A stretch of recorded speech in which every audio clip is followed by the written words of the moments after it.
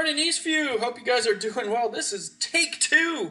My first video for some reason wasn't playing. Thank you for a couple of you guys who shot me a quick note. So today we're just making our Flipgrid screencast of your virtual vacation. My best tip is to watch my sample. Okay, so the sample is right here. This is the one I made. Watch that first and then make yours. All the directions are there for you, the 4 main steps that you need to kind of follow. But I think watching that should help you quite a bit. So definitely do that today.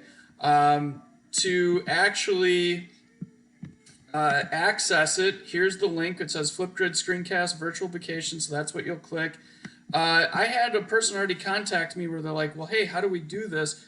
Remember, if you forgot, the Flipgrid screencast tutorials right here. Guys, it's the same exact way we've done our last 2 projects, so it shouldn't be terribly difficult, but here's a reminder. So there's everything you need for today. I am going to grade these tomorrow, and then I'll see you guys in our Zoom meeting tomorrow. Have a great day.